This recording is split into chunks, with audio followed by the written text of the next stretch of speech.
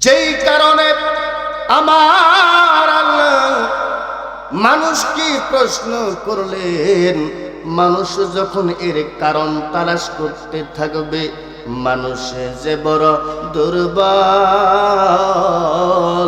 মানুষ যে বড় দুর্বল ধরা পড়ে যাবে। আর আল্লাহ পাক যে সর্বশক্তিমান তার প্রমাণ হয়ে যাবে। কারণ মানুষের ক্ষমতা যেখানে শেষ হয়ে যায়, আল্লাহ পাকের ক্ষমতা সেখান থেকে শুরু হয়ে যায়। সুবহানাল্লাহ। মানুষের ক্ষমতা যেখানে শেষ, আল্লাহর ক্ষমতা সেখান থেকে শুরু। উল্লেখিত আয়াতে আমার আল্লাহ পাক রব্বুল আলামিন সর্বপ্রথম যে কথাটি বললেন সেটি হলো, নাহনু খলাকনাকুম, আমি তোমাদেরকে সৃষ্টি করেছি। এটি হলো আল্লাহ পাকের পক্ষ থেকে একটা দাবি। পরবর্তী আয়াতগুলো হচ্ছে এই কথার সপক্ষে প্রমাণ। কারণ দুনিয়াতে কতিপয় গাফেল মানুষ, তারা তাদের বাস্তব অভিজ্ঞতার মাধ্যমে জানতে পারে, তারা তাদের বাস্তব অভিজ্ঞতার মাধ্যমে বুঝতে পারে, দেখতে পারে যে নারী এবং পুরুষের যৌন মিলনের মাধ্যমে নারীরা গর্ভ ধারণ করে তাদের গর্ভ সঞ্চার হয় এবং তা ক্রমান্বয়ে বৃদ্ধি পেতে থাকে এবং দীর্ঘ 9 মাস পর একটি পরিপূর্ণ মানুষ রূপে ভূমিষ্ঠ হয়ে যায়। মানুষের চিন্তা চেতনা এই পর্যন্তই থেকে যায়, মানুষ এর পরে আর চিন্তা করে না। তাই আমার আল্লাহ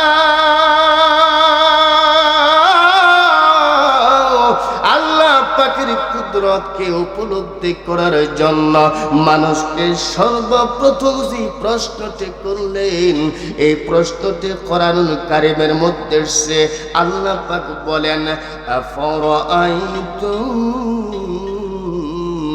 মা তুমনুন,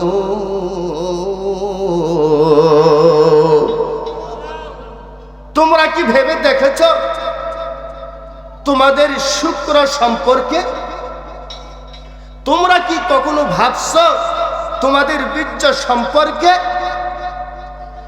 আআনতুম তাখলুকুনাহু আম নাহনু খালিকুন। কাকা সামনে আসেন, কাকা মঞ্চে আসেন। আমার আল্লাহ পাক বলেন, আমি তোমাদেরকে সৃষ্টি করেছি না তোমরা সৃষ্টি করেছ? আফরাআইতুম মা তুমনুন, তোমরা কি ভেবে দেখেছো তোমাদের শুক্র সম্পর্কে? আনতুম তাখলুকুনাহু আম নাহনুল খালিকুন, তোমরা সৃষ্টি করেছো না আমি সৃষ্টি করেছি? অতএব হে মানব সম্প্রদায়, তোমরা একটু চিন্তা করে দেখো, একটু ভাবনা করে দেখো, তোমাদের সন্তান জন্ম লাভ করার মধ্যে তোমাদের দখল কতটুকু আছে, তোমাদের দখল সত্য কতটুকু আছে? তোমরা তো শুধু এক ফোঁটা নাপাক শুক্রকে বিশেষ একটা স্থানের মধ্যে পৌঁছে দাও, তার উপরে তোমাদের জানা আছে কি সেই শুক্রের উপরে স্তরে স্তরে কি কি পরিবর্তন আসে, তাতে কি করে অস্থি মজ্জা রক্ত মাংস তৈরি হয়। নারীর উদর হচ্ছে একটি ক্ষুদ্র জগৎ, এই ক্ষুদ্র জগতের মধ্যে একটা প্রাণের অস্তিত্ব। এই প্রাণীর অস্তিত্বের মধ্যে খাদ্য আহরণ করার, জীবাত্মা সৃষ্টি করার এবং রক্ত তৈরি করার কেমন যন্ত্রপাতি কোথায় কিভাবে স্থাপন করেছে, তাকে তোমরা কখনো ভেবে দেখেছো? তোমরা তো কখনো ভেবে দেখো নাই। আমি আল্লাহ পাক কেমন একজন করুণাওয়ালা জাত, ওই ছোট্ট একটা ক্ষুদ্র জগতের মধ্যে আমি আল্লাহ পাক একটা প্রাণের অস্তিত্ব তৈরি করলাম। সেই প্রাণীর অস্তিত্বের মধ্যে শ্রবণ শক্তি দান করলাম, দর্শন শক্তি দান করলাম, কথন শক্তি দান করলাম, অনুধাবন শক্তি দান করলাম, আস্বাদন শক্তি দান করলাম, যার কারণে ক্ষুদ্র জগতের মধ্যে যে আরেকটা ছোট্ট মানুষ, এই ছোট্ট মানুষটা যখন দুনিয়াতে আসলো, এই ছোট্ট মানুষটাই তখন একটা চলমান কারখানাতে পরিণত হয়ে যায়। তখন ওই ছোট্ট মানুষটা পৃথিবীর জমিনে হাঁটতে পারে, ওই মানুষটা তখন ধরতে পারে, ওই মানুষটা তখন চলতে পারে, ওই মানুষটা তখন চোখ দিয়া দেখতে পারে, ওই মানুষটা তখন পা দিয়া চলতে পারে, হাসতে পারে, কাঁদতে পারে, চিন্তা ভাবনা করতে পারে। কারণ আমি আল্লাহ পাক রব্বুল আলামিন সমস্ত শক্তি দিয়া ক্ষুদ্র জগতের মধ্যে আরেকটা মানুষ সৃষ্টি করছে। আওয়াজ দিয়ে কোন সুবহানাল্লাহ। পিতাও কোনো খবর জানে না, মায়ের উদরে যে ক্রমান্বয়ে দীর্ঘ 9 মাস পর্যন্ত এত সব কিছু হতে চলেছে, সেও কিছু বোঝে না। তাই মুফাসসিরিন কিরামগণ বলছেন, আমার এই কুদরত দেখে, আমার এই ক্ষমতা দেখে মানুষ কেন বলে না ফাতাবারাকাল্লাহু আহসানুল খালিকিন, সুন্দরতম স্রষ্টা সেই মহান আল্লাহ তাআলা। যেই ব্যক্তি এই কথা বলে না, সে হলো জ্ঞান বুদ্ধির শত্রু। জোরে কোন ঠিক কিনা? তারা চিন্তা করে না যে কোন সৃষ্টিকর্তা ব্যতীত এই অভাবনীয় আশ্চর্য সত্তা আপনা আপনি সৃষ্টি হয়ে যায়নি।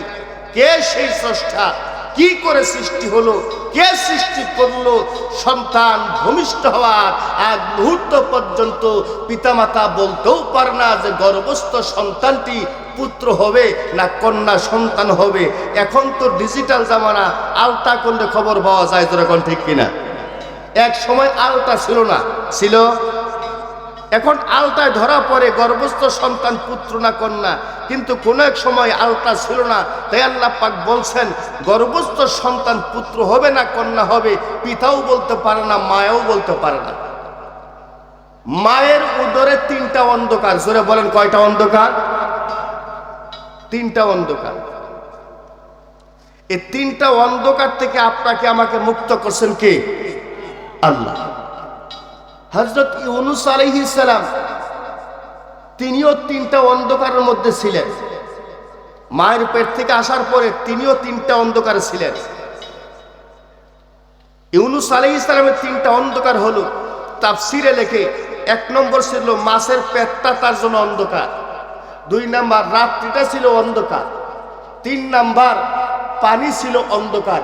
3টা অন্ধকারে ইউনূস আলাইহিস সালাম ছিলেন। যখন তিনি মাছের উদরে চলে গেলেন, তখন তিনি ভাবছিলেন হয়তোবা মাছের উদরটাই আমার কবর হবে। কিন্তু মাছের উদরে যখন চলে গেলেন, তখন তার শ্বাস প্রশ্বাস চলতেছে। তখন তিনি বুঝে ফেললেন এই মাছের পেটের ভিতরে আমার আল্লাহ আমাকে মারবেন না। তখন তিনি ইস্তেগফার শুরু করলেন। জোরে কান্না সুবহানাল্লাহ। কান্না শুরু করলেন, মালিক তোমার কাছে না বলে ভিন্ন অন্য কোন দেশে নিজের নিরাপত্তার জন্য হিজরত করতেছিলাম, মালিক ধরা পড়ে গেছি। মালিক তুমি ছাড়া কোনো রাস্তা নাই, আমাকে বাঁচানোওয়ালা কেউ নেই। মালিক আমি ভুল করছি, আমার মাফ করে দাও। কাঁদতে থাকলেন। আল্লাহ পাক ফেরেশতা জিবরাইলকে বলেন, জিবরাইল যাও এই কালামের জিকির করতে বলো, লা ইলাহা ইল্লা আনতা সুবহানাকা ইন্নী কুনতু মিনাল যালিমিন। এই কালামের জিকির 1,24,000 মতান্তর 2,24,000 বার পর্যন্ত ইউনূস আলাইহিস সালাম জিকির করলেন। আর আল্লাহ পাক এই কালামের ফজিলতের বরকত আল্লাহ পাক তাকে মাছের উদর থেকে বের করলেন। জোরে কোন সুবহানাল্লাহ। আল্লাহ তাআলা কালামে পাকে সাত করছেন, ইউনূস যদি আমার নামের জিকির না করত, সে কিয়ামত পর্যন্ত মাছের পেটেই থেকে যেত। মুহতারাম হাজিরিন, প্রত্যেকটা মানুষ ঠিক এমনি 3টা অন্ধকারের ভিতরে ছিল। কয়টা অন্ধকার? মায়ের পেটে 3টা অন্ধকার। এখন আপনাদের কাছে আমার প্রশ্ন, আমাদের দেশে চিত্র অঙ্কন করার একটা শিক্ষা প্রতিষ্ঠান আছে, যেখানে অঙ্কন শিল্প, ছবি অঙ্কন করা শেখানো হয়। আপনাকে দেখবে হুবহু বোর্ডে নকল আর একটা বানাবে, এক নজর দেখবে। তাদের হাতের ক্যাপাসিটি, চোখের মেজারমেন্ট এত মজবুত। কিন্তু মুফাসসিরিন কিরামগণ চ্যালেঞ্জ করছেন, পৃথিবীর জমিনে এমন কোন চিত্রশিল্পী আছো যে অন্ধকারের মধ্যে, পানির মধ্যে, তরল পানিতে জীবন্ত মানুষের ছবি অঙ্কন করবা, এমন কোন কারিগর দুনিয়াতে আছে? জোরে বলেন আছে? নাই। আমার আল্লাহ পাক বলেন আছে একজন, সে হলো আমি করনেওয়ালা জাত। জোরে কন্যা আলহামদুলিল্লাহ। 3টা অন্ধকারের মধ্যে আল্লাহ পাক জীবন্ত ছবি অঙ্কন করছে। ভাইয়েরা আমার, বন্ধুরা, এখন আসুন, মায়ের পেটের মধ্যে 3টা অন্ধকার। এই 3টা অন্ধকার কোনটা? 1 নম্বর হলো উদর, 2 নম্বর হলো গর্ভাশয়, 3 নম্বর হলো ব্রণ আবরণ। এই 3টা অন্ধকারের মধ্যে আল্লাহ পাক 1 ফোঁটা নাপাকের শুক্র তরল পানিতে প্রত্যেকটা মানুষের জীবন্ত ছবি অঙ্কন করেছেন। জোরে কন্যা সুবহানাল্লাহ।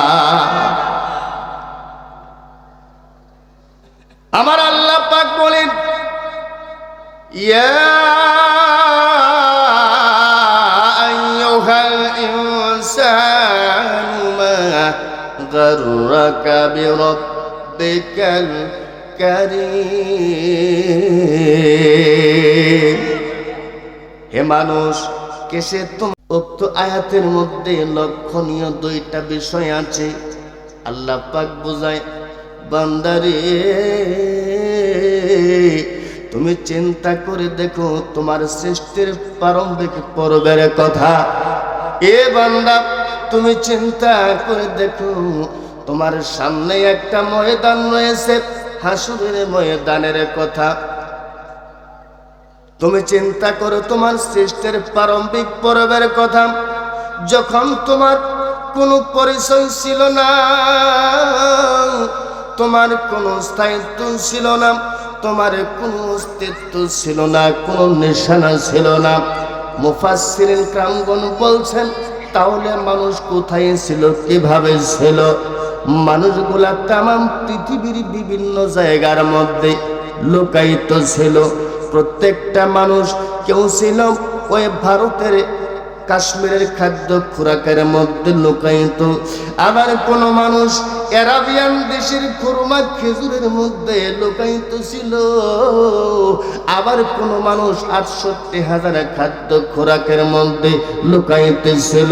বন্ধুরা রে আমার, আল্লাহ পাক রব্বুল আলামিন তামাম পৃথিবীর জমিন থেকে সুষম খাবারগুলো উৎপাদন করেছেন। ওই সমস্ত খাবারগুলো ট্রান্সফার করে এই বাংলার জমিনে আল্লাহ পাক পাঠিয়ে দিয়েছেন। একজন বাবার সামনে পাঠাইছেন, আরেকটা মায়ের সামনে পাঠাইছেন। ওই খাবারগুলা খাওয়াইয়া খাওয়াইয়া একজন বাবাকে শিশু থেকে কিশোর হিসাবে কিশোরে পরিণত করেছেন।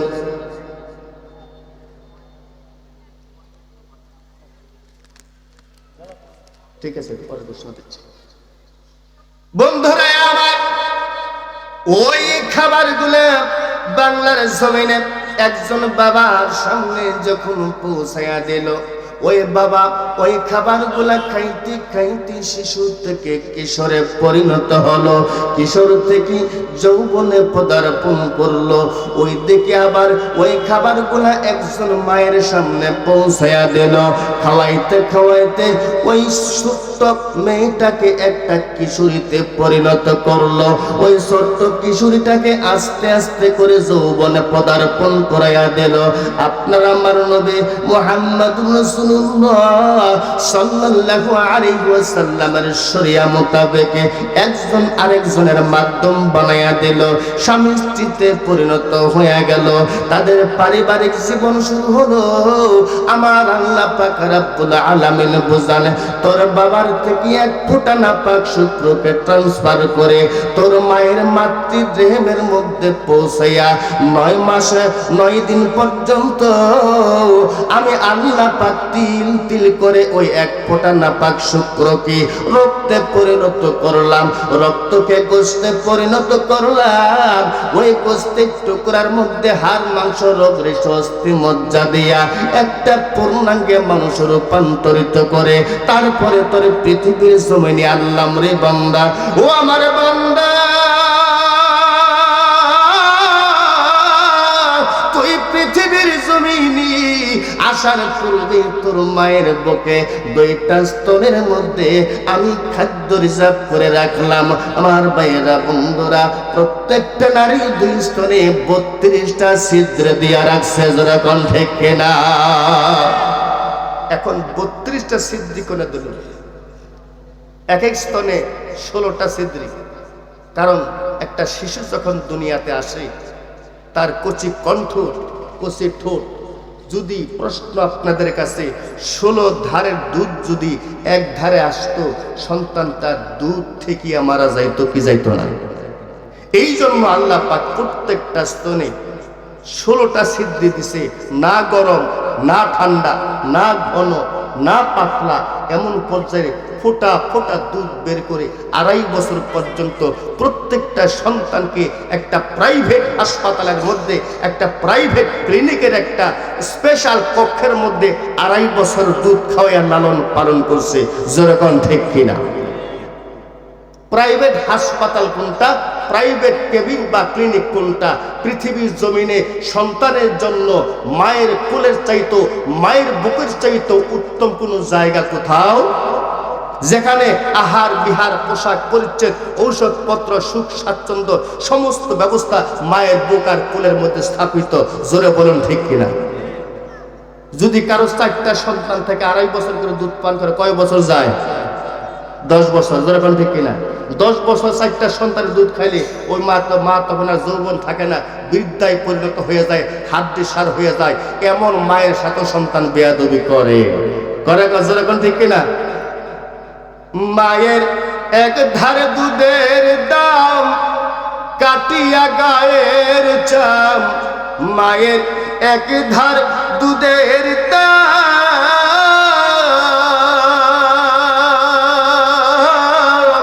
মায়ের এক ধার দুধের দাম কাটিয়া গায়ের চাম, পাপুস বানাইলে ঋণের শোধ হবে না, এমন দরদি ভবে কেউ হবে না আমার মা গো। বন্ধুরা রে আমার, কোন সন্তান যদি এমন জনম দুঃখী মায়ের মনে কষ্ট দিয়া মক্কা মদিনার ইমাম হয়, মুক্তি নাই রে, কোনো মুক্তি নাই, মুক্তি নাই। একটা তথ্য দিয়া যাব, তারপরে সামনে আলোচনায় অগ্রসর হব। মনে করেন মা দুশ্চরিত্রা, মা কাফের, মা মুনাফিক, কিন্তু রে বাজান, মায়ের তহবিলের মধ্যে আমার আল্লাহ পাক এমন একটা সম্পদ দেয়া রাখছেন, ওই মা যদি সন্তানের জন্য একবার প্রাণ খুলে মালিকের কাছে দোয়া করে, ওই সন্তানটা সোনার মানুষে পরিণত হয়ে যায়। সাইয়েদনা সুলাইমান আলাইহিস সালাম হাওয়ায় তত্ত্ব দিয়া যখন উইরা যাইতেছেন, দেখেন দরিয়ার মধ্যে প্রচন্ড একটা উতাল পাতাল পানির একটা বিপ্লব চলতেছে।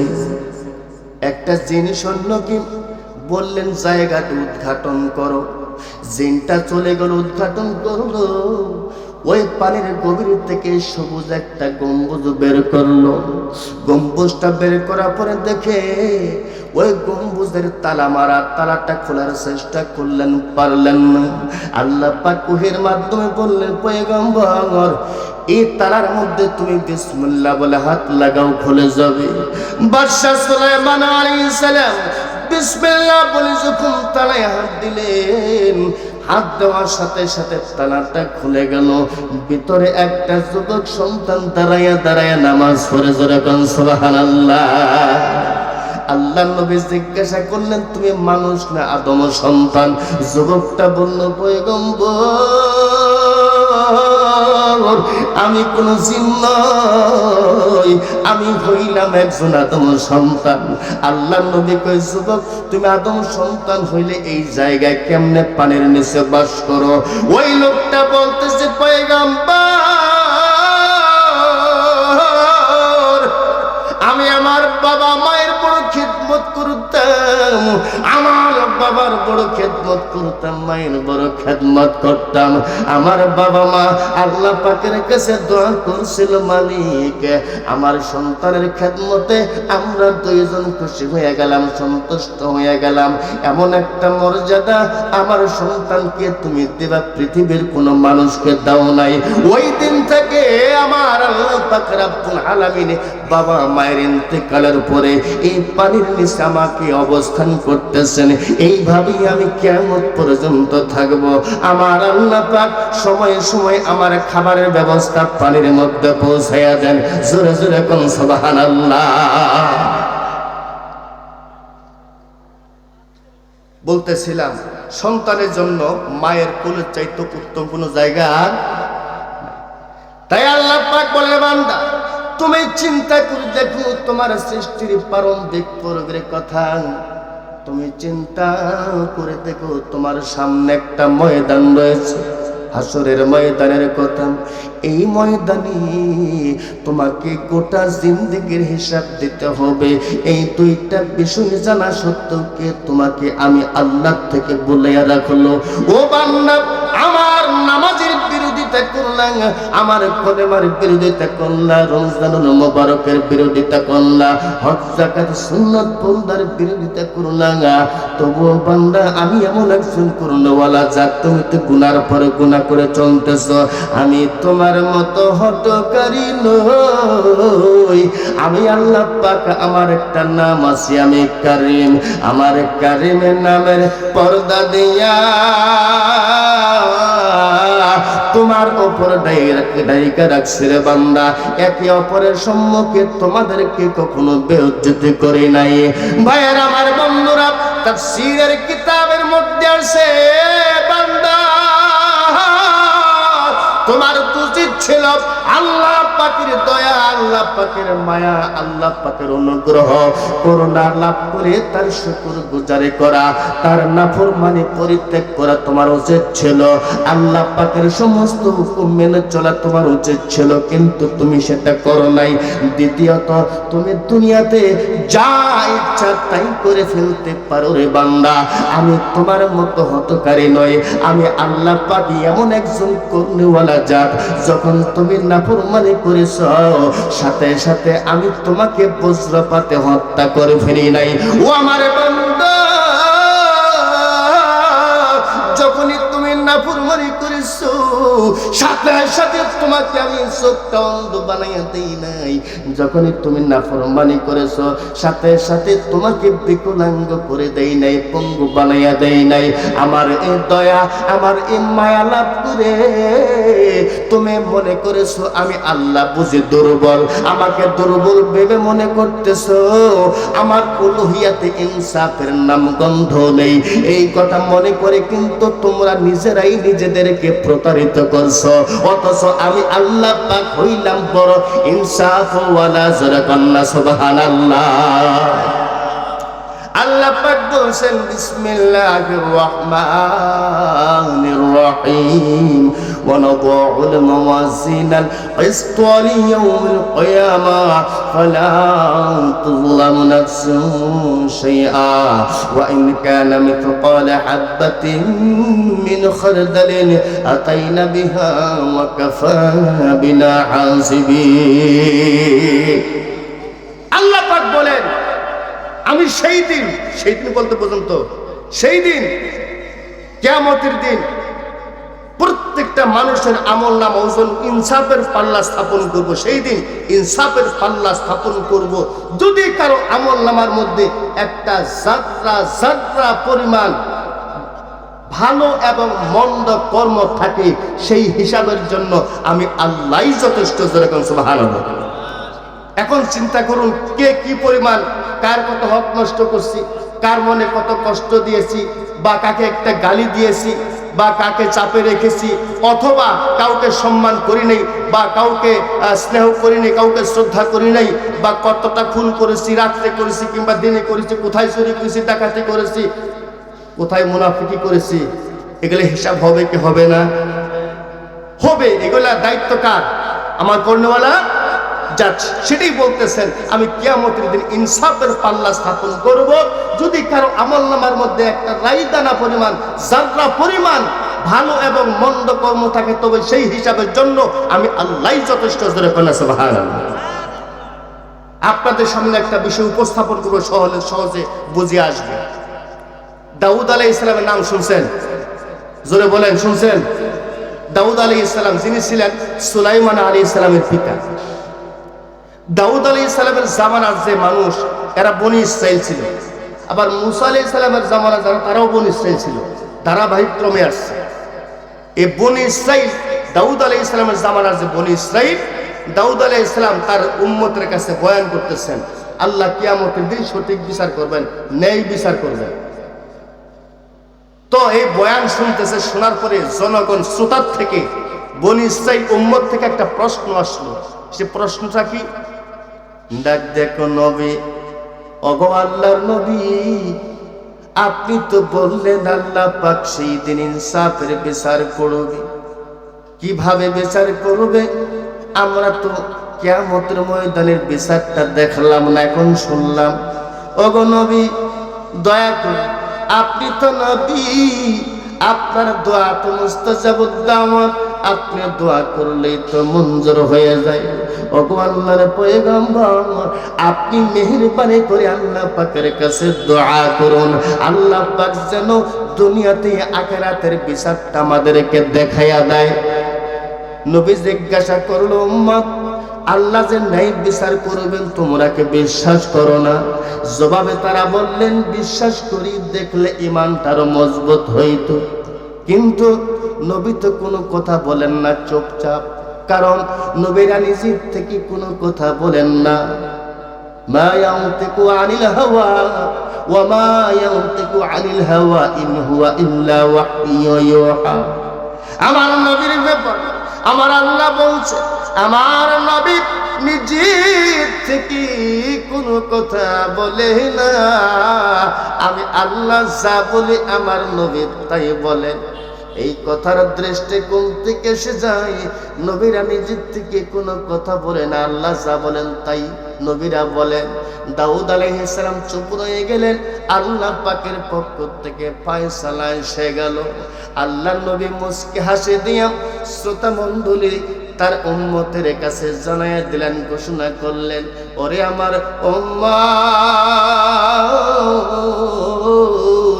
আল্লাহ পাকের বিচার দুনিয়াতেই দেখতে চাইছো, আমার আল্লাহ পাক তোমাদেরকে পরকালের বিচারটা দেখাইয়া দেবে। জোরে জোরে কোন সুবহানাল্লাহ। কেমনে বিচার করবে? আজ তোমাদেরকে দেখাই দিবে। তারা জিজ্ঞাসা করলেন, পয়গম্বর, সেটা কবে? দাউদ আলাইহিস সালাম বললেন, একটা বোঝানোর জন্য বলতেছে, আগামীকাল তৎকালীন সময়ের যে ঈদগাহের ময়দান ছিল, তোমরা আগামীকাল 10টার সময় ঈদগাহের ময়দানে আসবা, আল্লাহ পাক তোমাদেরকে পরকালের বিচার কেমনে করবে দেখায় দেবে। আপনারা এই জায়গায় থেমে থাকেন সামনের ঘটনা বোঝার জন্য, এই জায়গায় থামবেন, আর সিরিয়ালে থাকেন বোঝার জন্য। ওই জামানায় একজন ধনী ব্যক্তি আছে, টাকা পয়সা, স্বর্ণরূপা, হীরা জহরত, গৃহপালিত পশুর অভাব নাই। গরুর লাইনে হাজার হাজার গরু, উটের লাইনে হাজার হাজার উট, ঘোড়ার লাইনে হাজার হাজার ঘোড়া, যত প্রকার পশু আছে হাজার হাজার তার গৃহপালিত পশু। গরুদের মধ্যে একটা সবচাইতে হৃষ্টপুষ্ট মোটা তাজা একটা গরু আছিল, মালিক তার খুব ভালোবাসত। এতটা ভালোবাসত যে এই গরুটার গলার মধ্যে স্বর্ণ দিয়ে হার বানাইয়া দিছে। কি বানাই দিছে? স্বর্ণের একটা হার বানাই দিছে। তারপরে হীরা জহরত দিয়া একটা মুকুট বানিয়ে দিছে, রেশমি কাপড় দিয়া একটা পোশাক বানিয়ে দিছে। গভীরে মনোযোগ। গরুটা প্রতিদিন মালিকের বাড়ি থেকে বের হয়ে যাইত, চাচার ক্ষেত চাচির ক্ষেত খায়া সাবার করে পেট ভর্তি করে মালিকের বাড়িতে যাইত। কেউ কোনো প্রতিবাদ করতে পারত না। কেন পারত না? এই লোকটা, এই গরুটা একটা ধনী লোকের গরু। ভাইরা আমার, বন্ধুরা, একদিন পড়ন্ত বিকেল বেলা মালিক গরুর গুহালে খোঁজ নিলেন, তার আদরের গরুটা নাই। হায় হায়, আমার গরুটা কি হলো? চাকর নৌকরদেরকে জিজ্ঞাসা করলো, আমার সাদের গরু কোথায়? তারা কেউ কোনো কথা বলতে পারে না। হাজার হাজার চাকর নৌকর তাদেরকে ময়দানে নামিয়ে দিলেন, আমার গরু কোথায় তালাশ করো। চাকর নৌকর গোলা ময়দানে নেমে গেল। গ্রামের পর গ্রাম, থানার পর থানা, প্রদেশের পর প্রদেশ, একটা চিরুনি অভিযান দিল, একটা চিরুনি অভিযান দিল। বেটা সামনে, একটা চিরুনি অভিযান দিল, সারাশি অভিযান। কোথায় গরু পাওয়া যাবে? খুঁজতে খুঁজতে তামাম দেশটা তন্ন তন্ন করে খুঁজলো, কোথাও কিন্তু সাদের গরুর কোনো হদিস নাই। এমন একটা জায়গায় গরুর কিছু নিদর্শন পাইল, জোয়ারা ভাটা এলাকা। জোয়ারা ভাটা একটা এলাকা, যেই জায়গায় মানুষ বসবাস উপযোগী না, জীবনের হুমকি আছে। জোয়ারা ভাটা এলাকা, সাগরীয় কিনারায় একটা ঝোপড়েওয়ালা বাড়ি। এই বাড়ির পাশে মাটির নিচে কিছু হাড়, গরুর চামড়া, রেশমি পোশাকটা, স্বর্ণের অলঙ্কার গুলা পাওয়া গেল। মালিকের সাথে যত কর্মচারী ছিল বলল, মালিক এইটাই আপনার গরু। মালিক সাথে সাথে খাপ থেকে তলোয়ারটা বের করলেন, ও বাড়িতে কি আছে গ্রেফতার করো। উপস্থিত লোকদের মধ্যে একটা জ্ঞানী লোক ছিল, সে বলল, মালিক নিজের হাতে আইন তুলে নেবেন না। বর্তমান জমানার পয়গম্বর আল্লাহ নবী দাউদ খলিফাতুল্লাহ, তার বিচার বড় নাই বিচার। তার আদালতে আপনি মামলা দায়ের করলে সঠিক বিচার পাবেন। আবার মালিক তলোয়ারটা ধাক্কা দিয়ে খাপের ভিতর ঢুকাইয়া দিল। এখন আসুন, ওই বাড়িতে কারা থাকতো? ওই বাড়িতে কয়জন থাকতো? কিতাবের মধ্যে লেখছে রে বাজার, ওই বাড়িতে মাত্র 2 জন সদস্য থাকতো, মা এবং যুবক সন্তান। কোন সুবহানাল্লাহ। মা এবং সন্তানের কাজ কি ছিল? তারা দুনিয়ার কারো চাকরি করতো না, কোনো কর্মসংস্থান তাদের ছিল না। দিন রাত 24 ঘন্টা তারা মালিকের ইবাদত করত,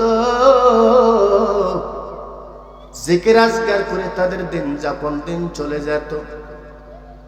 প্রত্যেক দিন সকালে বেলা যখন ঘর থেকে মা সন্তান বের হইতো, ক্ষুধায় সাজাইত, আল্লাহ পাক তাদের ঘরের সামনে একটা গাছ লাগাইয়া দিয়েছিলেন। গাছটার নাম হল আনার গাছ। সুবহানাল্লাহ। কোন এই আনারা গাছের 2টা ডানা, একটা পূর্ব দিকে আবার আরেকটা পশ্চিম দিকে। যুবক সন্তানটা পূর্ব ডালার দিকে তাকাইতো, ওই ডালার মধ্যে একটা আনার ফল দেখতো, সন্তানটাই খাইতো। সারাদিন সারা রাত্রের ক্ষুধা এবং তৃষ্ণা দুইটাই মিটিয়া যাইত। বন্ধুরা রে আমার, মা পশ্চিম ডালায় তাকাইতো, তাকানোর পরে দেখতো ওই ডালায় একটা আনার ফল লাগছে। মা খাইতো, দিন রাত 24 ঘন্টার ক্ষুধা তৃষ্ণা চলিয়া যাইত। এইভাবে একদিন না 2 দিন না, আমার আল্লাহ পাক দীর্ঘ 50 বছর পর্যন্ত তারে খাওয়ায়। জোরে কোন সুবহানাল্লাহ। কয় বছর? কয় গাছের ফল? 1 গাছের। ওয়ামা মিন দাব্বাতিন ফিল আরদি ইল্লা আলাল্লাহি রিজকুহা। পৃথিবীর জমিনে এমন কোন প্রাণী নাই যে আমি আল্লাহ তার রিজকের ফয়সালা করি নাই। করছে কি করছে না? আমরা তো যে বাবার দরবারে যে সিজদা দিই, বাবা দাও, কথা কোন ঠিক কিনা? বাবার কারো ক্ষমতা আছে? ক্ষমতা নাই। আমাদের দেশে বাবা বহু আছে। ফাজাইলে আমার তবলিগের একটা কিতাবের মধ্যে লিখছে, প্রতি যুগে, মুফতি সাহেব হুজুর আছে এখানে, প্রতি যুগে 1200 কুতুব বিরাজ করে। কতজন? 1200 কুতুব। একটা যদি মারা যায়, আল্লাহ পাক তার আরেকজন কুতুব বানাইয়া 1200 পুরা করে। ওলিদের মধ্যে সর্বস্তরের কুতুব বলা হয়, ঠিক কিনা বলেন? ওলিদের মধ্যে সর্বস্তরের কুতুব বলা হয়। 1200 কুতুব প্রতি যুগে থাকে। একজন মারা গেলে আল্লাহ পাক আরেকজন যে কুতুব বানায় 1200 পুরা করে। আপনি তালাশ করে দেখেন আমাকে মধুপুরি 12,000 রুহুরি হবো। কথা ঠিক কিনা? এত অলি কুত্তিকা হয়, বাদ পার করে বাদ পার। পীরগিরি গরমিয়া, পীরে কি করে মুড়িতে জানে না, মুড়িতে কি করে পীরে জানে না। মুড়িতে বিড়ি খায়, মুড়িতে খবর জানে, পীরে খবর জানে না। পীরে যদি গাঁজা খায়, মুড়িতেও জানে না। মনে বাপ দাদার সম্পত্তি, পীরে দরবারে গেলে আরেক পীরে জানে। এ বাদ পারে কোন দরবারে যাবেন না। যেখানে আল্লাহর হুকুম নবীর তরিকা আছে, যেখানে সুন্নাহ আছে, যেখানে গরু নাই, ছাগল নাই, যেখানে কোনো নজরা দিতে হয় না, সেখানে যাবেন। জোরে কোন ঠিক কিনা? বাটপারের জামানা এসে গেছে। বাতার নিচে কই মাছ বাজা দেহে কি মক্কারে করে কুত্তা দেহে, বাতার নিচে কই মাছ বাজা দেহে না। কি হয়েছে? একটা কথা মনে পড়ছে, বলবো? দেখেন আমাকে বাংলাদেশি পীর কেমন। একটা ঘটনা বলে, দেওবন্দের ছাত্র, দেওবন্দ থেকে দাওরা ফারে গেছে। ইয়াং পোলা, শক্তিও যেমন, সাহসও তেমন। দাওরা ফারে ঘর পরে বাড়ির দিকে যাইতেছে। যাবার পরে দেখে রাস্তার পাশে এক বন্ড পীরের আড্ডা। পীরের দেখেই চেষ্টা করতেছে, সবাই চেষ্টা করে, বুইরা আঙ্গুল চুষতেছে। ওই দাওরা আলেম ছেলেটা গিয়ে, এই তোমরা কি বেদাতি কার্যকলাপ শুরু করছো, শিরক বেদাত শুরু করছো, এগুলো বেদাত শিরক। পীর সাহেব কালি কিছু হুজুর কইছে, মুরিদরা দইরা ওই হুজুর এমন পিটান পিটাইছে, আদা মরা হয়ে গেছে গা। কোন রকমের জানডা লই আবার মাদ্রাসায় ফিরে গেছে। হুজুর ফকিররা তো মাইরা আমার কিছু হয় নাই। কেন? কই এই কাম করছিলাম। কই বেটা এলেম শিখছো, এখন হেকমত শিকার বাকি আছে। হেকমত আরো 2-3 বছর পাশে পাশে ঘোরো। ওই ছাত্র আরো 2-3 বছর উস্তাদের পাশে পাশে ঘুরে একদিকে হুজুর এজাজত দিন, বাড়িতে চলে যান। কই যাও, চলতে পারবা তো? হওয়া পারো। গেছে। যাওয়ার পর ওই রাস্তার পাশে পীরের যে শ্রোতা ছিল, মুরিদ ছিল, মুরিদের সংখ্যা 10 গুণ বাইরে গেছে। হাজার হাজার মুরিদ। আবার সেই দরবারে ঢুকছে, দুইটা কোন রকমের বিলি বুলি দিয়ে ডাইরেক্ট পীরের সামনে গেছে। তো পীর চিন্তা করি, এত বড় হুজুর আমার দরবারে ফিরে, দরবারে গিয়ে এক কারো ঘুরে ঘুরে গেছে বাবার সামনে। বাবা কয়, বাবা তুমি কি কও? ওই আলেম বলতেছে, হুজুর আপনার কাছে মুড়ি দেওয়ার জন্য আইছি। এখন পীরের দরবারে যদি কোনো দাওরায় হাদিস পাস কোনো আলেম যদি মুড়িদ হয় বন্ড পীরের দরবারে, পীর খুশি হবে না? বিরাট খুশি। বড় আলেম এসে তার কাছে মুড়ি দেওয়া, মুড়িদ বানাইছে। এখন দাওরায় হাদিস আলেম বলতেছে, হুজুর আমার একটা আবদার আছে বাজানো। পীরে কয়, কি আবদার? কয়, হুজুর আমার বড় ইচ্ছা, আপনার একটা দাড়ি মুবারক আমার হাত দিয়া দিন। কি চাইছে? জোরে এখন কি চাইছে? একটা দাড়ি দেন। পীরে কয়, এটা ব্যাপার হইলো, একটা দাড়ি ধান দিয়ে দিয়ে দিছে, তো বাবার তোর দিলাম হাত দিয়া। এখন মুরিদের জায়গায় পুরাতন মুরিদ কয়, হুজুর খবর কি? কেবল মুরিদ এই দাড়ি ভাইলো, আমার ডাকো। হেরে দিছে একটা। আরো পুরান মুরিদ গেছে, হুজুর আমার গো। হেরে দিছে একটা। দিতে দিতে বুঝছেন দাঁড়িয়ে একটাও নাই, আরো 10,000 আছে। হেডি যে চাপ দিছে, বাবা আমার দাড়ি তো। পীরে কই, দাড়ি তো নাই। মুড়ি তোকে বেটা যে নু আছে হেন্দিকাতে। বুঝা লাইছেন? পিটাই না পীর জায়গা ঠিক করে ভালাইছে।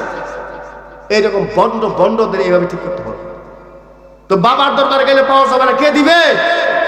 আল্লাহ দিবে। ওয়ামা মিন দাব্বাতিন ফিল আরদি ইল্লা আলাল্লাহি রিজকুহা।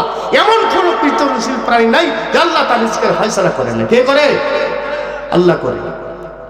ভাইরা রে, আমার বন্ধুরা, কোথায় ছিলাম? এক গাছের ফল কয় বছর খাইছে? একদিন যুবক সন্তানটা মায়ের ডাক দেখো, মা ওগো মা, 50 বছর পর্যন্ত একটা গাছের ফল খাইলাম গো, আনার ফল। এই আনার ফল খাইতে কেমন লাগে এইটাই জানি, অন্যটা জানি না। ওগো মা, তুমি যদি অনুমতি দিতা অন্যের বাড়িতে একদিন পরিশ্রম করতাম গো মা। অন্যের বাড়িতে পরিশ্রম করে যা কিছু কায়িক শ্রমিক ফসল পাইতাম তাই দিয়ে হরেক রকমের খাবার কিনে আনতাম, আইনা তুমিও খাইতাম আমিও খাইতাম গো মা। এখন তুমি আমারে পারমিশন দাও। এবার মায়ের ডাক দেখো, ওরে সন্তান,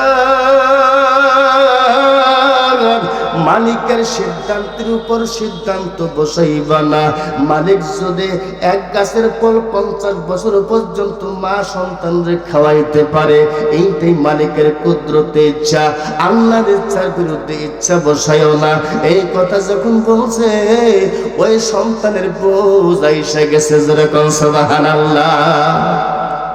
মা শিখাতে, বাবা আল্লাহ যা চায় তুমিও তাই চাও, আল্লাহ যেই দিকে পছন্দ করে তুমিও সেই দিকে পছন্দ করো, তাহলে তুমি কামিয়াব হইতে পারবা। কে শিক্ষা দেয়? মায়ের শিক্ষা দেয়। আর আমাকে দেশে বাবারা কি শিক্ষা দেয়? একজনের কাছে টাকা পায়, তা পাওনা তার কাছে টাকা চাইতে যে বেড়ার কথা কয় না, কথা বলতে টেহাদের লাগবো। অনেকক্ষণ টাকাটাই করার পরে পিচ্ছেরা বাচ্চা পাঠাই দিছে, বাইরে আইসি গেটে। পাওনা তারে কয়, তোমার বাপ বাইক নেই? কনা আব্বা কইছে, আব্বা বাইক নেই। কি কইছে? আব্বা কইছে। দেখেন, এই বাচ্চা পোলার এক বাটপারে শিখাই দিল, ও পোলা বড় হয়ে গিয়ে ডাবল বাটপার হবো। কথা কোন ঠিক কিনা? তাহলে আদব কায়দার শিক্ষা কোথায় দেওয়া হয়? ওইখানে দেওয়া হয় না মাদ্রাসায় দেওয়া হয়? নবীর ঘর মাদ্রাসায় আদব শিক্ষা, হাদিস, কোরআন, মাসালা, কোরআনের তেলাওয়াত, এইসব শিক্ষা কোথায় দেওয়া হয়? মাদ্রাসায় দেওয়া হয়। ভাইয়ের আমার বন্ধু, মায়ের শিক্ষা দে বাবা রে। আল্লাহর ইচ্ছার উপর ইচ্ছা বসায় না। একটা ঘটনা বলি 2 মিনিট। কোন এক দেশ, সম্ভবত পাকিস্তানে, আল্লাহর কলিয়া ছিল শাহে দৌলা রহমাতুল্লাহি আলাইহি। ওই এলাকায় গ্রাম ভাঙতে ভাঙতে নদীর গর্ভে যাইতে যেতে গ্রাম অনেকগুলো চলে গেছে। মানুষের থাকার জায়গা নাই, উপরে আসমান আর জমিন ছাড়া জায়গা নেই, কোথায় থাকবে? গ্রাম সব নদীর গর্ভে বিলীন। এখন মানুষগুলা সবাই মিলে পরামর্শ করতেছে, আমাদের দেশে যে আল্লাহর ওলি আছে তার দোয়া মুস্তাজাবুদ দাওয়াত, তিনি দোয়া করলে তো মঞ্জুর হয়। হুজুররা আইনা যদি দোয়া করি, যদি নদী ভাঙন বন্ধ হয় তো থাকার বন্দোবস্ত হবে।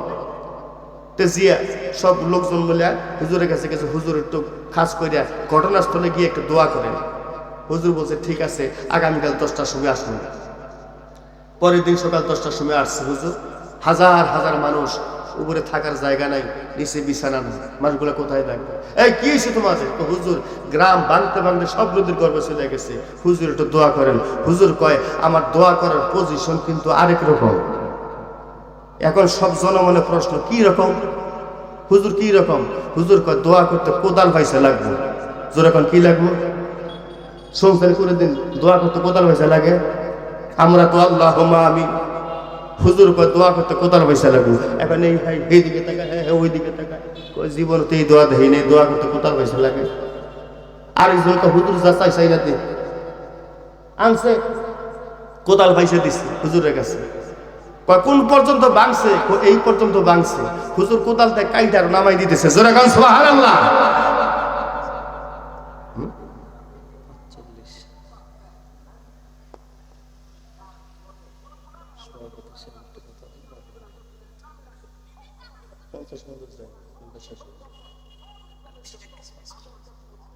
ভাইরা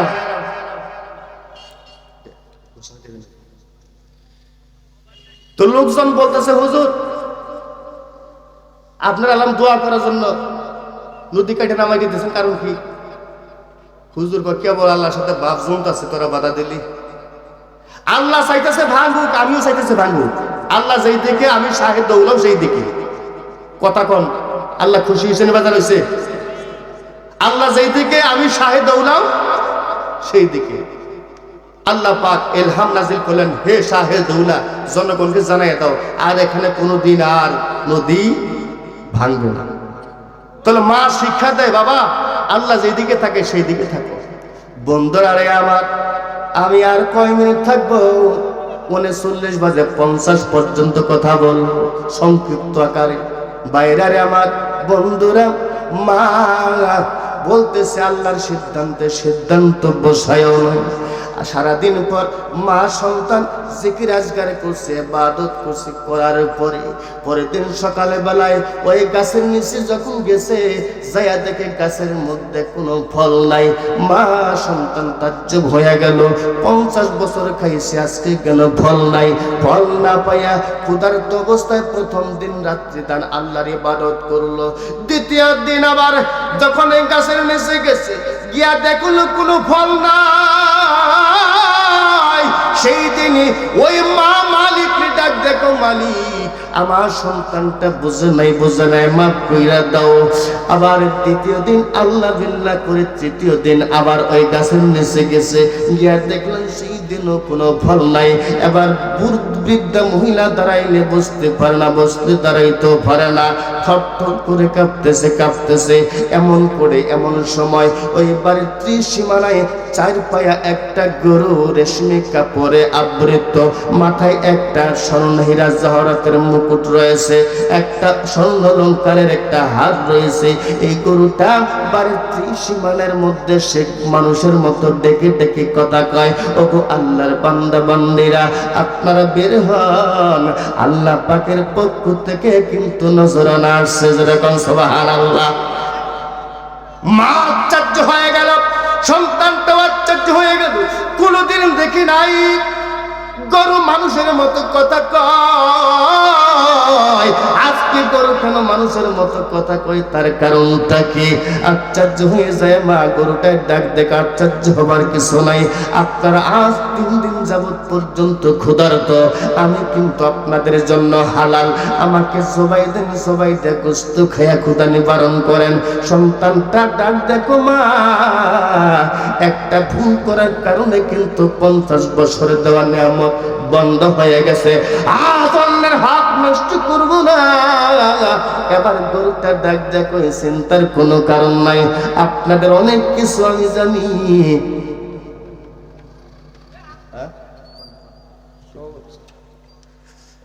অনেক কিছু আমি জানি, তোমরা কিন্তু জানো না আমি গরুর গোশতের মধ্যে অনেকগুলো বৈশিষ্ট্য রয়েছে। ও আল্লাহর বান্দা বান্দিরা, দুনিয়ার গরু খাইলে তৃষ্ণা বাড়ে, আমার গোশতের মধ্যে আল্লাহ পাক কেমন বৈশিষ্ট্য দান করেছেন যে হলুদ লাগবে না, মরিচ লাগবে না, মশলা লাগবে না, শুধু আপনারা জবাই দেওয়ার নিয়ত করবেন, আল্লাহর তরফ থেকে সরঞ্জাম এসে যাবে, আমাকে জবাই দিয়ে গোশতগুলো টুকরো টুকরো করে আপনারা খাওয়ার উপযোগী করতে পারবেন, খাবেন, ক্ষুধা নিবারণ করেন, আমি আপনাদের জন্য হালাল। যখন এই কথা বলছে মা, দুঃখিনী আর যুবক সন্তানটা রাজি হয়ে গেছে। এই গরুটা জবাই করছে, জবাই করার পরে কিছু গোশত ভক্ষণ করছে, বাকি অংশটুকু চামড়া সহ সবকিছু বাড়ির পাশে একটা মাটির নিচে বাবা খনন করে গোপন করে রাখছে। ওই যে গরুর মালিক খুঁজতে খুঁজতে ওই পর্যন্ত আসছিল, জোরে কর, এই পর্যন্ত আসছিল। একটা লোক কয় যে নিজের হাতে বিচার নেবেন না, দাউদ আলাইহিস সালাম ন্যায় বিচার করে তার কাছে যান। মালিক তার কাছে মামলা দায়ের করলেন। দাউদ আলাইহিস সালাম বাদী বেবাদীকে উপস্থিত করলেন। বাদীকে জিজ্ঞাসা করে, মা সন্তানকে জিজ্ঞাসা করে, তোমরা কেন খাইছো গরু? মা সন্তান 50 বছরের ঘটনা দাউদ নবীকে শোনায়। দাউদ নবী চোখের পানি ছেড়ে ছেড়ে কান্দে। ঘটনা শোনার পর আবার দাউদ আলাইহিস সালাম বললেন, ও গরুর মালিক, সাময়িকভাবে গরুর মালিক তুমি, এতে কোনো সন্দেহ নাই। আমি বিচারের রায় ঘোষণা করলাম, তুমি যে গরুর চামড়াটা হাজির করেছো, এই গরুর চামড়ার মধ্যে রাষ্ট্রের কোষাগার থেকে টাকা পয়সা নিয়ে ভর্তি করে এই চামড়াটা নিয়ে যাও, ওই সন্তান মা এদের উপর থেকে মামলাটা উত্তোলন করে নিয়ে যাও। যখন এই কথা বলছে, ওই যুবক ওই টাকাওয়ালা গরুওয়ালা ধমক দিয়া দাউদ নবীরে কয় মনে করছিলাম না এই বিচার করবেন, কিন্তু করলেন না। আমি আগামীকাল ঈদের ময়দানে যাবো, আপনি এই বিচারটাই দ্বিতীয়বার করবেন। বিচার যদি সঠিক হয় মানব, যদি সঠিক না হয় এই যে তলোয়ার নিজেই বিচার করব। যখন এই কথা বলছে সাথে সাথে আল্লাহ পাক জিবরাইল আলাইহিস সালাম কে নাজিল করলেন। আল্লাহর ফেরেশতা জিবরাইল কানে কানে একটা খবর দিয়ে গেলেন। দাউদ নবী মুস্কি মুস্কি হাসে, বাবা রে, পরের দিন সকালবেলা 10টার সময় ঈদের ময়দানে লক্ষ লক্ষ মানুষের জমায়েত। আল্লাহ পাক পরকালে কেমনে নেই বিচার করবেন, এই বিচারটা দেখার জন্য মানুষের আয়োজন। আবারও বাদী বিবাদী উপস্থিত হয়ে গেল, মামলার শুনানি হয়ে গেল। আল্লাহ নবী দাউদ আলাইহিস সালাম দ্বিতীয়বার মামলার রায় ঘোষণা করলেন। ও গরুওয়ালা, প্রথম দিন বলছিলাম চামড়ার মধ্যে টাকা পয়সা নিয়ে ভর্তি করে নিয়ে যাও, মামলা উত্তোলন করে নিয়ে যাও। আজকে ঘোষণা করলাম ওই চামড়ার মধ্যে স্বর্ণ রূপা হীরা জহরত দিয়ে ভর্তি করে চামড়া নিয়ে যাও। যখন এই কথা বলছে, টাকাওয়ালা খাপ থেকে তলোয়ারটা টান দিয়ে বের করে ফেললো। বলল, পয়গম্বর, মনে করছিলাম নাই বিচার করবেন, কিন্তু করলেন না, বিচার আমাকে নিজেই করতে হবে। তখন দাউদ আলাইহিস সালাম লোকটাকে বলেন, থামো, বেশি কইছো না, আমার কাছে আসো।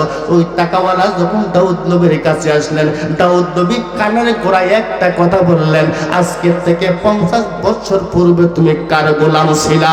এই কথা বলার সাথে সাথে ওই গরুওয়ালার পা থেকে মাথা পর্যন্ত ঘাম ছুটে গেল।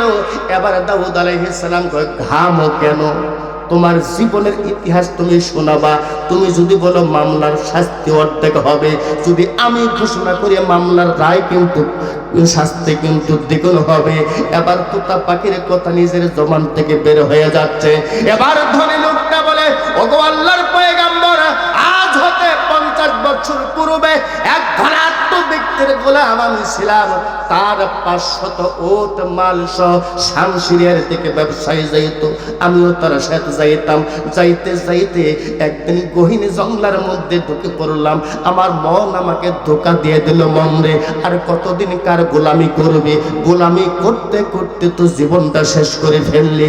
আজকে জঙ্গলের মধ্যে কেউ নাই, কেউ নাই, তোর মালিককে হত্যা করে ফেল, সম্পদের মালিক তুই। ওই দিনে ওই মালিক করে হত্যা করার পরে টুকরো টুকরো করে জমিনে দাফন করে ফেললাম। 500 উট মাল সহ আমি মালিক হয়ে গেলাম। জায়গা জমি বৃদ্ধি করলাম, ব্যবসা প্রসারিত করলাম, করতে করতে দেশের মধ্যে সবচাইতে বড় ধনী ব্যক্তি আমি হয়ে গেলাম।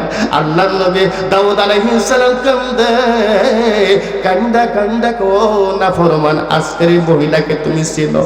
না, আমি চিনি না। এ না ফরমান, আজকের এই মহিলা ওই দিনকার হত্যাকারীর স্ত্রী, আজকের যুবক সন্তান ওই দিনকার হত্যাকারী ব্যক্তির যুবক সন্তান। আমি দাউদ নবী দেশের প্রেসিডেন্ট, আমি তোর স্থাবর স্থাবর সয় সম্পত্তি সব বয়কট করে দিলাম। এবার যুবক সন্তানদের ডাক দেখো, বাবা আমার কাছে আয়। যুবক সন্তানটা দাউদ নবীর কাছে দাঁড়ায় গেছে। দাউদ নবী ডাক দেখো, যুবক রে, এই যে তোর বাবার হত্যাকারী, হত্যার বদলানি, হত্যার বদলানি তলোয়ার দিয়ে যুবকটা পিতৃ হত্যার বদলা গ্রহণ করে নিল। আল্লাহর নবী দাউদ আলাইহিস সালাম ডাক দেখো, যুবক সন্তান, 50 বছর পর্যন্ত মালিকের খেদমত করছো, মালিকের গোলামি করছো। আল্লাহ পাক রাজি হইয়া খুশি হইয়া তোমাদেরকে দুনিয়াও দিছে, আখিরাতও রাখছে। সমস্ত স্থাবর স্থাবর সম্পত্তি তোমাদেরকে বুঝাইয়া দিলাম। এই জন্য ভাইয়ের একটা কথা খেয়াল করবেন, যারা গুনাহের মধ্যে লিপ্ত, মনে করছেন অন্ধকারে গুনাহ করলে কেউ জানবে না, কেউ দেখবে না, আল্লাহ পাক বলেন, ওয়া ইন্না আলাইকুম লাহাফিজিন কিরামান কাতিবিন ইয়ালামুনা মা তাফআলুন। আল্লাহ পাক বলেন, আমি তোমাদের জন্য তত্ত্বাবধায়নকারী নিযুক্ত করেছি, কিরামান কাতিবিন, তারা জানে তোমরা যা করো। অহরহ যা কিছু বললাম শুনলাম, এই কথাগুলোর উপরে আল্লাহ পাক আমল করার তৌফিক দান করুন, বলি আমিন।